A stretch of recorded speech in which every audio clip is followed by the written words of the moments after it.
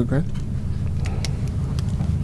Good morning, Honorable Prime Minister, Ministers of Government, our delegation from Duquesne University, Dr. Gerald Boudou, Dr. Joan Schultz, and Dr. Robert Schroff. Members of the media, ladies and gentlemen, this press briefing is just to give highlights of a just concluded meeting between the Honorable Prime Minister and our visiting delegation from the Duquesne University. As you'll recall, sometime October 2018, Prime Minister headed the delegation to the Duquesne University in Pittsburgh, where he delivered an address on building climate resilient countries. This invitation, of course, came about because of the observation of officials from the Duquesne University while the Prime Minister was delivering an earlier speech in Suriname earlier that year. After the discussions in explaining the details of our plan and the vision of the Prime Minister to make Dominica the first climate resilient nation, with the leadership of Duquesne University, a number of areas of continued cooperation was discussed. In exchange of our updated information with the leadership of the university, the decision was taken that an initial attempt would be made to foster closer cooperation in the area of energy resilience. And that brought us a delegation from Duquesne University today to discuss with the Honorable Prime Minister this very issue. I will like to call on the Prime Minister first to give some brief remarks, and then our friends from Duquesne will just offer some brief updates. Thank you.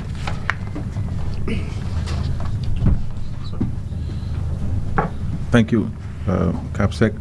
Let me first of all recognize our friends from Duquesne University who are here on a visit to look at what Dominica is doing and where they could bring to bear their skills, their technology, their know-how and advice to us on how we can advance a number of very critical aspects of our vision for our country, Dominica. I also want to recognize the ministers who were present and of course the media.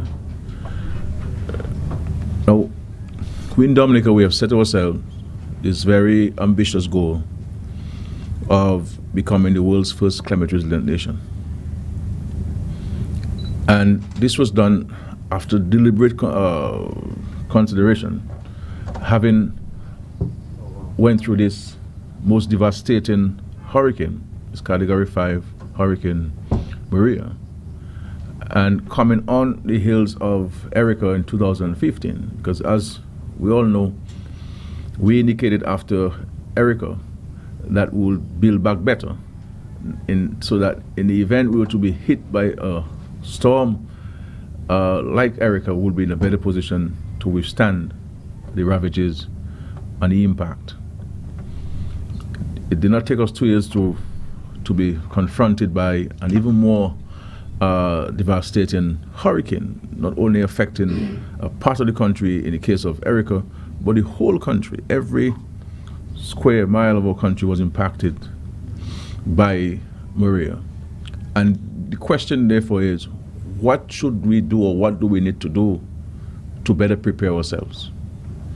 And recognizing that the global community has not arrived at a legally binding agreement on how to deal with the impacts of climate change and the reduction of the emission of carbon gases in the atmosphere. And therefore, countries like Dominica, which really do not contribute anything to impact on us, we are at the front line, as we've indicated. And therefore, there are things that we felt that we could do for ourselves, by ourselves.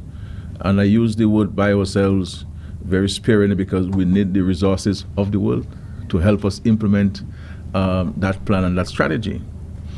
And we felt that resilience was the answer to this. The same way in which we dust ourselves up after a storm and start the clearing and the cleaning. That's how our country must be in the event of a disaster. That we will be in a better position to withstand it, and if impacted, we will be better able to get back on our feet much faster. So for us, as we've indicated to ourselves in Dominica, there is no template we can follow. There's no reference point. There's no country we can go to say, well, this is what you've done. Okay, well, we want to follow suit. For all of us in the world, Dominica has been used as a case study on how it's going to go about achieving this. And this is why we have opened ourselves up as a country to expertise, to knowledge, to technology, to advice, because this is an evolving process. It's an evolving process. And for us in Dominica, and this government in particular, we have taken the more difficult route, because building resilience requires tremendous planning. It requires a lot of reviews. It requires tremendous resources, because to build stronger, you will need to spend more money. And this is why I've said to us in Dominica that this government could have housed 5,000 people or build the 5,000 homes, which we announced that we will build to provide safer homes for our citizens. If we were to give everybody, some T111 and some 2x4 and 2x6 lumber and give you low-grade alu zinc and some nails, and everybody will be housed in the country. We will have homes built for everybody in Dominica. But we have decided to take the better route of ensuring that we employ modern technology to help design those homes and to help construct those homes. And obviously it's costing more money. And also not only the homes, but where do you build them? Do we build them along the riverbanks that were impacted? Do we build them along the seashore that were impacted? Do we build them in zones that are prone to landslides and mudslides? So all of these things had to be taken into consideration as to where do we build these homes and how do we build these homes. And this is why one of the methods, obviously there are a mix of housing interventions. This is why we have also opted for going the route in some communities with apartments, because apartments require less land space. Because we also have to guard against the continued practice in Dominica of reutilizing fertile, arable agricultural lands that are accessible to farmers for housing. And we've seen a lot of our farmlands that are more accessible transformed into housing residential areas. So our friends here are here to look at what we have done, because we've shared with them a number of things, the literature of what we have done so far.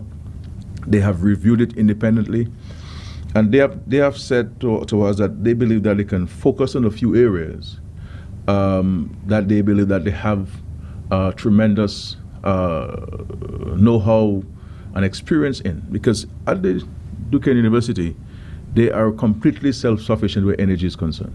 And I was totally impressed with how they go about cooling their buildings, for example, generating energy, and the management of this. Was just amazing. That you have this major plant on campus, and you don't hear it, and they're self-sufficient. So they're able to come into us and to assist us in reviewing our energy policy, because it's an evolving process. It's not cast in stone. It can change, and it is as time goes by, there are things that you can improve upon.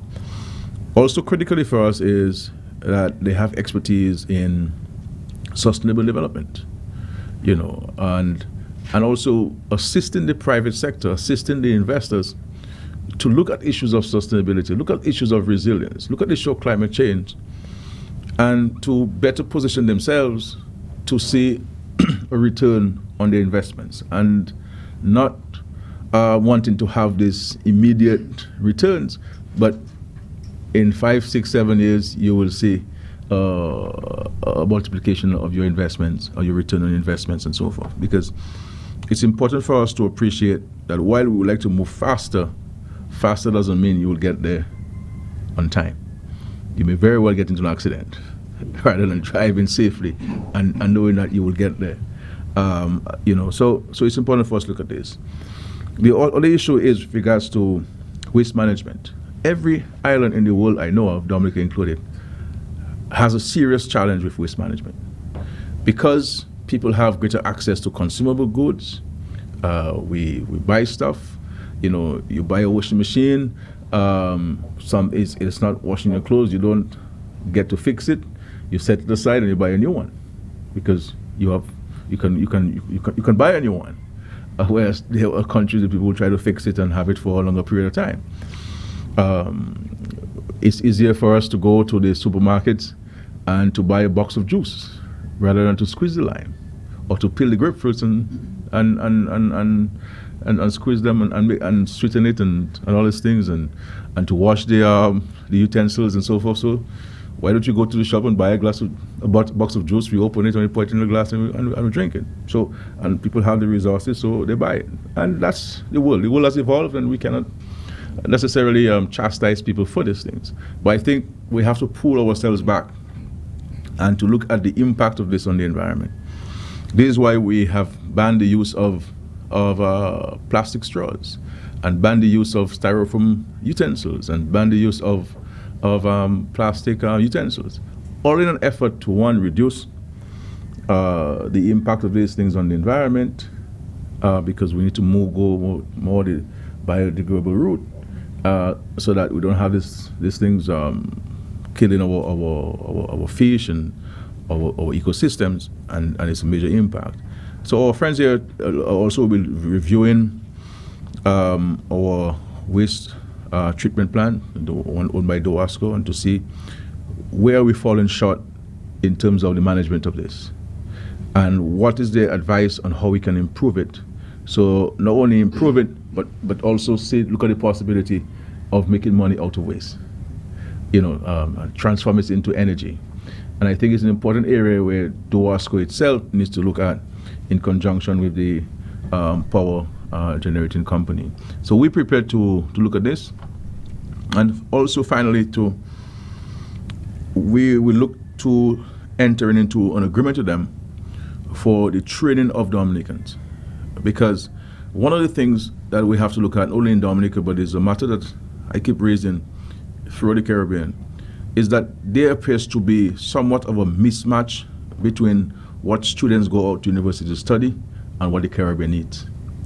And what you find in many instances is that there is a saturation in some areas of studies, and there's a huge deficiency in many other areas that are critical to the economy of our countries. The question is, how many people you need to study X, and how many people you need to study Y, in terms of what your country needs. And this is why I've said to our citizens, there must be a paradigm shift to education, there must be a paradigm shift to human resource development. Because there has to be, we have to declare for ourselves and determine for ourselves what are the national imperatives. What skill sets do we really need in the second decade of the 21st century, going into the 22nd century, to really take our economy to the point where it is.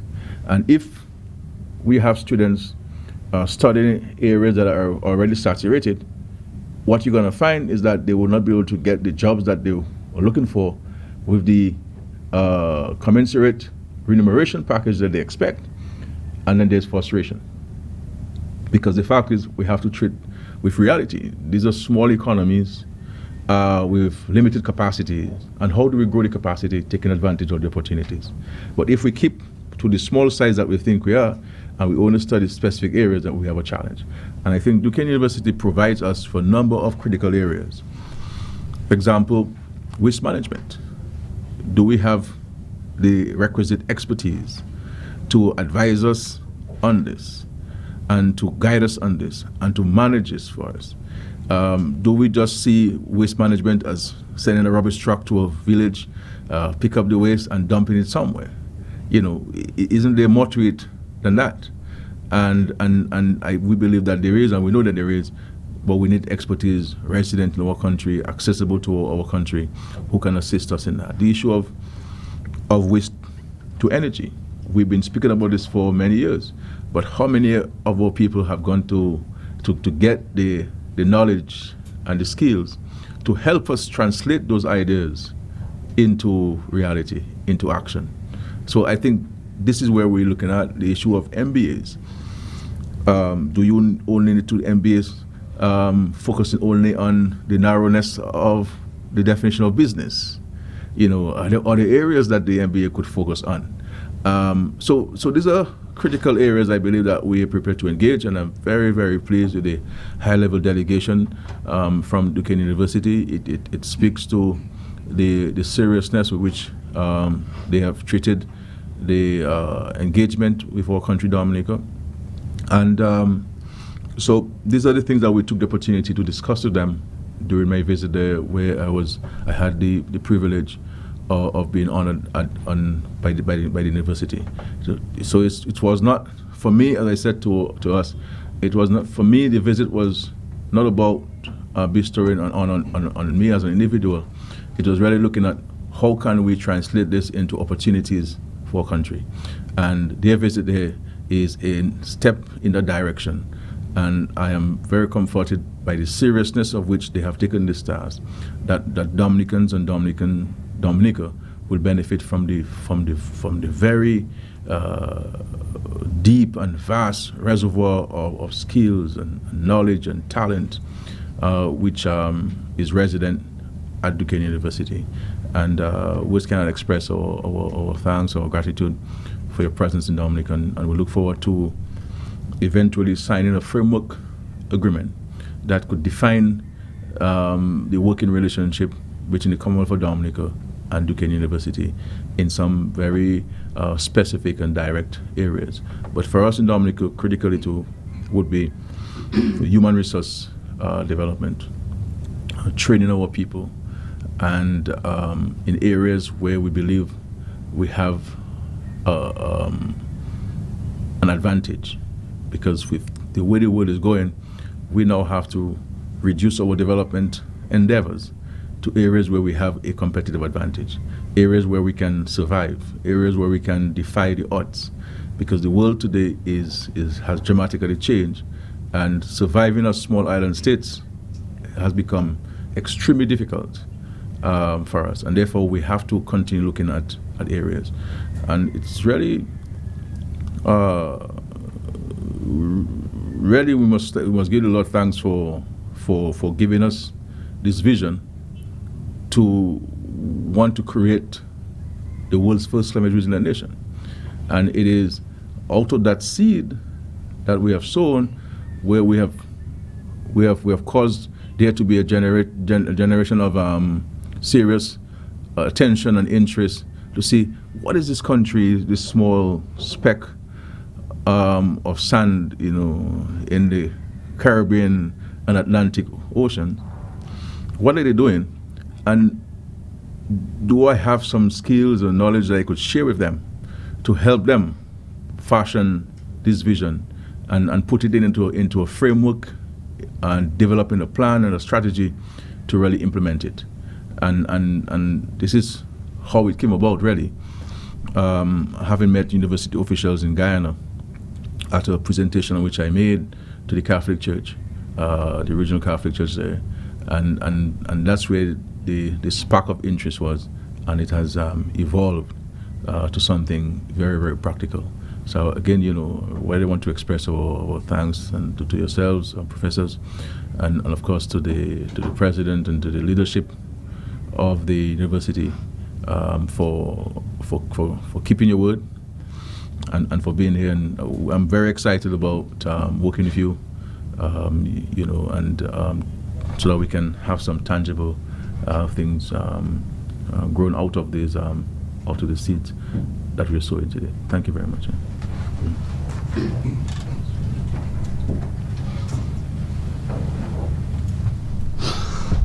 Thank you, Prime Minister. Our team arrived here on Saturday, and apart from the meeting we are having today, we were able to visit the geothermal wells at Luda, the Fokoli landfill, the Antrim water treatment plant, the Betong waste treatment plant operated by Dawasco. I would now call on Dr. Budu, then Dr. John, and then Dr. Roberts to just share with us their observations and experiences so far.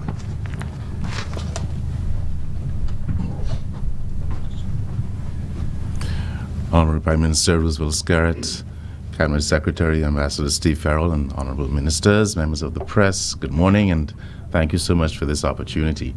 Thank you also for hosting us in your wonderful island. As the Prime Minister mentioned, this did start from his address in Suriname to the Caribbean Conference of Theologians.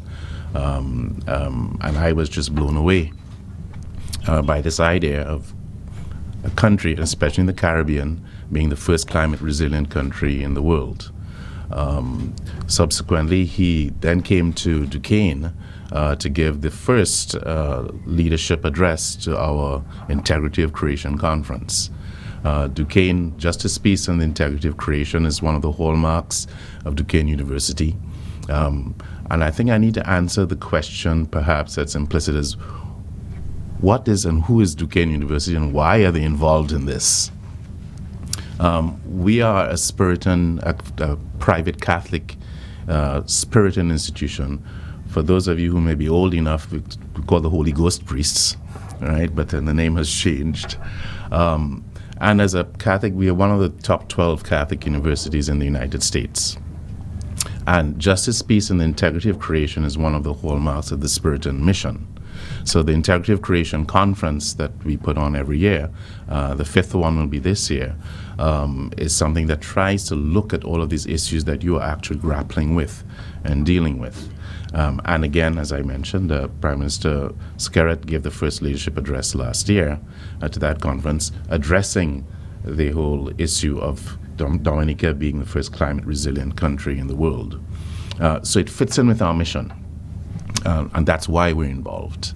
But also because at Duquesne University, we have tried for a long time, as he mentioned, in our energy sector, as well as in our buildings, and what we're doing to be as energy efficient as well as energy neutral, if you want to use that type of terminology, or carbon neutral at some point, in what we're doing. And to that effect, we have very high-ranking, award-winning programs in sustainability and in environmental science, represented by my two colleagues here, Professors Strauff and Stoltz. So we're involved because this is part of our mission, not just because it's an opportunity of something nice, but it fulfills what we would like to accomplish in the world as well, with people, with our students, and I really do hope we get the opportunity, and we will have the opportunity to work with your government, with your people, to both supply the expertise on different levels, but also address particular issues that may come up as we offer that expertise. Let me also say that it's an opportunity for us not only to help you, but you to help us. Don't think that this in any way is that we are better off or have the answers to any of these issues. I think engaging with what you are doing as a pioneering effort also helps us understand what we can do better. So we are engaging this as well to learn, not just to help what you're doing, but for you to help us as well. And I think that sort of mutual beneficial partnership is very important, because we're setting all of this within the wider context of the 17 sustainable development goals set by the United Nations in 2015. So by 2030, not just Dominica could be the first climate resilient country in the world, but you can in fact have this as a template for the rest of the Caribbean, the rest of the world, for us at Duquesne University. So we're very, very excited, happy, and also privileged to be part of this, and we look forward to a very long and fruitful collaboration. Thank you very much. John.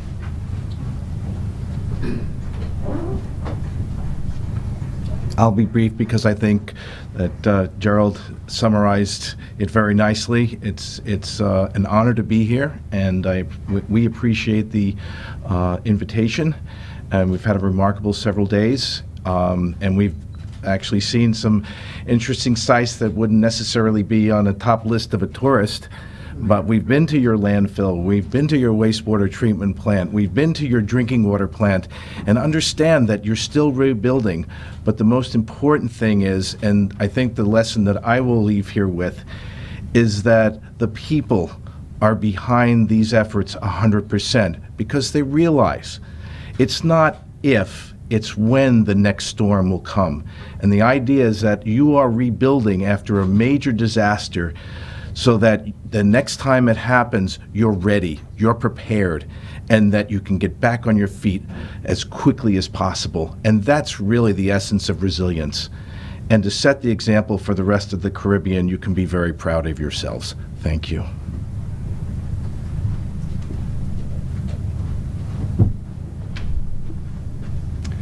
Well, first, thank you very much, Mr. Prime Minister and Dominica, for having us. This is a tremendous opportunity to be at the front lines of climate change and to understand what it means to be resilient and what it takes.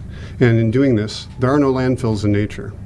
As John had mentioned, we've been able to visit a lot of your systems to understand that no waste stream should really be called a waste stream. Instead, it should be part of a closed loop economy and an opportunity for a nation to become carbon neutral as it does the right types of investments in a long-term strategy for a resilient human resources, stakeholder engagement, and country that is going to be a leading opportunity for others as that template that Gerald also mentioned.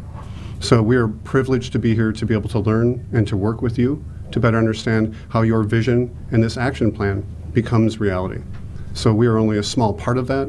The people of this island are the ones that are going to make this happen, and we look forward to the continued engagement as we look at economic development, supply chains, high-performance buildings, and renewable energy all being part of your portfolio of solutions that help you understand what it could be and what it looks like for a carbon neutral or low carbon nation to do these types of things, and to include in that maybe a social cost of carbon, and understand those long-term investments actually have much higher paybacks if we look beyond just the financial paybacks in the short term, but understand that there are human health and productivity impacts, and there are lesser impacts on the environment that are all part of this dynamic environment.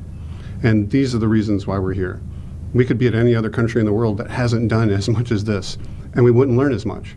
But it's here at Dominica that we've been able to, within a few days, learn a tremendous amount about your systems, your vision, your plan, and how to help in some way to move that forward with you. And we're eternally grateful for that opportunity. So thank you again.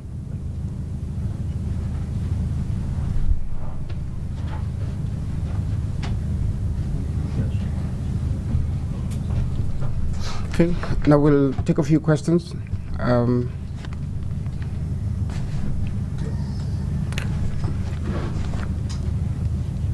Yeah, good morning. I'm Curtis Matthew from EBS Radio. Prime Minister Skerrit, you mentioned that one of the actions that will be taken in an agreement to be signed would be to train Dominicans. Could you further explain how will that be done? And just to clarify the idea of having Dominicans trained under this agreement. Well, at Duquesne University, there are a number of very practical programs which they offer, which we believe are consistent with our needs and our demands. Let's take, for example, the issue of energy. We're going to need a number of trained people who will be resident on island to oversee for us our energy program. We do have some there, but we need more expertise in that. Look at the issue of waste management, and also the possibility of taking waste from waste to energy. We need expertise in these areas. I believe we also need greater expertise on island in respect to sustainability and sustainable development, and the issue of environmental management. These are areas that I believe are critical for our country. And looking at not only their programs but their practical implementation of these programs on campus. Because there's one thing to provide the theory to students. There's the other thing about the practical aspect of it. And I think at Duquesne, what I've seen is that they have been able to offer and to make available to students both the theoretical and the practical. And so you go on campus, they're not only teaching you about carbon neutral or being self-sufficient where energy is concerned, they're actually practicing it. You understand? So students could have the practical experience of this thing. And I think these are areas that are needed not only in Dominica. I want to underscore this, because as island states, these are things that really are occupying the minds of many of our citizens and our countries. And I do not think that we have been able to put the handle on it, so to speak. And I think we need to have more of our citizens trained in those areas, because as it is now, there are too many gaps where the human resource needs are concerned in our islands. And so there's a saturation in some areas, and there are huge gaps in many critical areas. And this is why I've said publicly to the population that in the next term of this government, we'll be focusing dramatically on a paradigm shift in education, a paradigm shift in human resource development. And literally, from cradle to grave, there'll be a paradigm shift. For example, you will see us spending more money at early childhood education levels. You will see us spending more money at the primary school level. You understand? And to ensure that every child has access to school at those levels, because these are the foundation period. And looking at the broad issue of tertiary education, we have to decide where is our country, where would we like our country to be in 20 or 30 or 50 years from now? And what do we need to get to this destination? What are the skill sets you will need to help you get to that destination? And we believe that Duquesne University is in a position to help us address not all the gaps, but certainly some of the critical gaps that are needed. So in respect to students having access, we, the government, the state, will cover the fees associated with it to our students, as we do to many universities across the world. And I'm hoping that our students can appreciate the importance of they aligning their ambition with the ambition of the country. Because if your ambition is averse to the ambition of the country, but it's on a line, somebody's going to get frustrated. And somebody may very well waste a $200,000 investment because the person is getting the return on that investment. Because let's face it, a university degree is an investment. It should not be seen as simply going to school and then you get a diploma and you frame it in the nicest of expensive wood and it's on the wall. That's not what it is. It is about how do you use that knowledge to enrich the society. It's a gift that you have to give to the society, and if the society, if for example, you won't give to a Muslim pork, it will be an insult because he does not eat pork. And therefore, if the country does not need a particular skill at the time and you offer it to it, it may not be able to utilize it, much to your frustration. And therefore, we have to look at a complete overhaul of our education system. And I'm not here blaming anybody for this.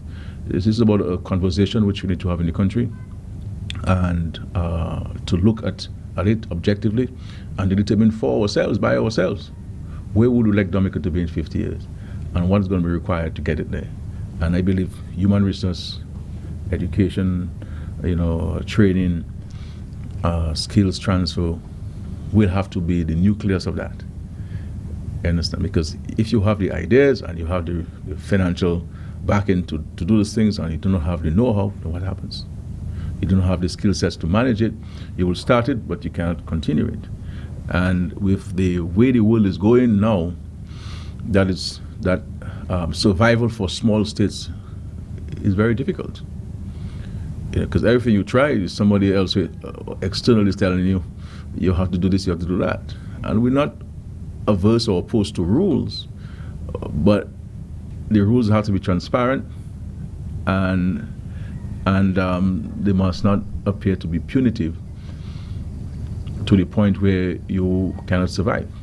And therefore we have to start looking at what are some of the things we can do to help us survive and to thrive where we have a competitive advantage. And these are some areas that we're looking at. So in terms of human resource development, is similar to what we have in many universities, where we send our students and we assist our students in covering the fees and so on. But the areas which Duquesne University has is critical. And for us, what I like about this arrangement, it is not about recruitment of students. It is about a mutual learning experience for Duquesne University and for us. Because we may very well find a situation where the Dominica can become a case study by this university. And there may very well be courses and programs designed based on Dominica's experience. And have students from Duquesne University under the programs come to Dominica to do their practical training. So through continued dialogue and conversation, we can certainly develop it. And as our friend indicated, I mean, the interest was sparked in Suriname at a very simple presentation.